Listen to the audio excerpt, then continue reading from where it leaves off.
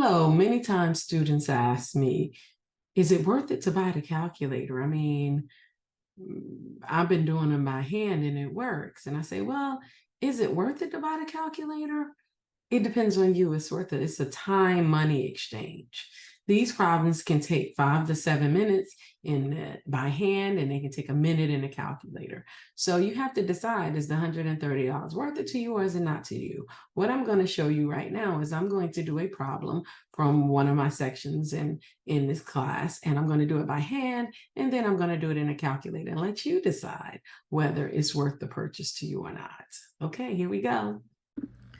So again, this is not a speed race. I'm going to do it at a normal speed. Can't do it at a student speed because I don't know what that would mean, but at a normal speed. If you want to work with me, then I have these numbers 5, 5, 9, 3, 6, 8, 9, 10, 6, and 35.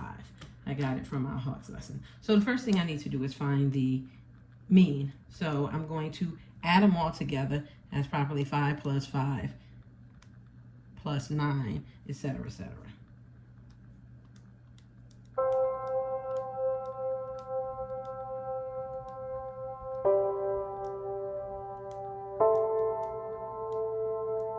Now, how many terms? I got 2, 4, 6, 8, 10. I have 10 terms. I'm going to divide that by 10. Well, that's 9.6. So my mean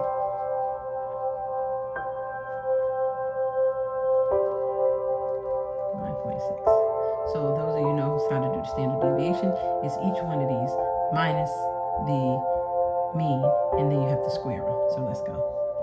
Again, I'm not going to speed this video up because this is supposed to be real time.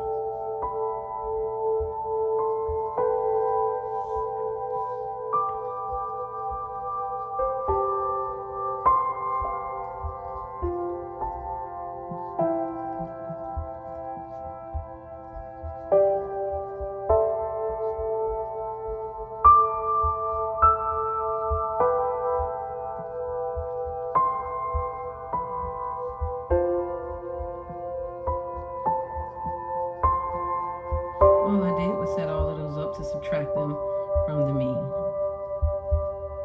Now I'm going to go in and subtract each one of them from the mean.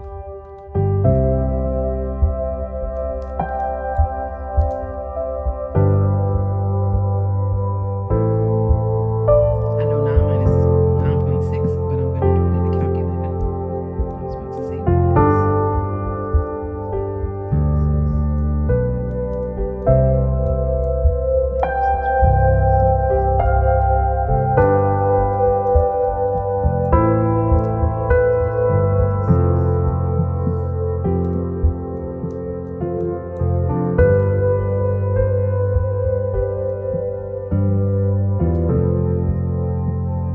Some of them I already did,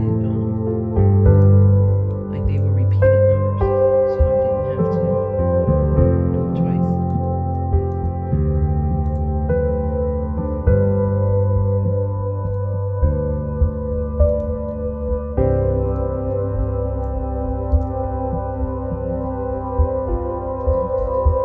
So just setting all of these equal, and now I'm going to square all of these numbers, starting with the top number 4.6. 16.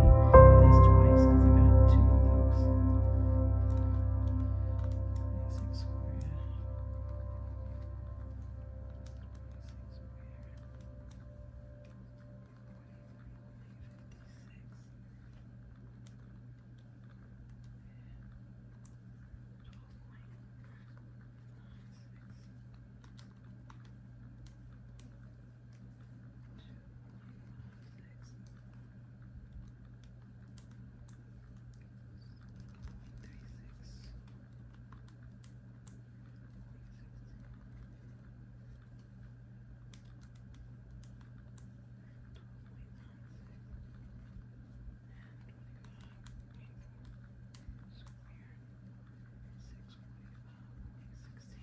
Okay, now that I've squared them all, put all that together, I have 760.4. So we know we're going to divide that by n, which we said I had 2, 4, 6, 8, 10 points. So sigma square, or the variance, is going to be 7, 6,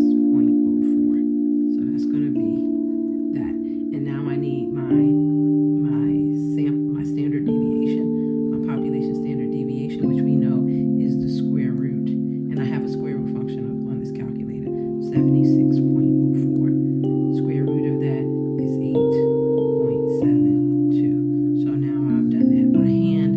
I'm going to check the video and see how long it took me, and then I'm going to do it in the calculator. Okay, so it's hard to hold, but I'm going to do the same problem in the calculator to get the variance and the standard deviation. So I'm going to go to stat, I'm going to go to edit, and I'm going to put in my points, which is 5, 5.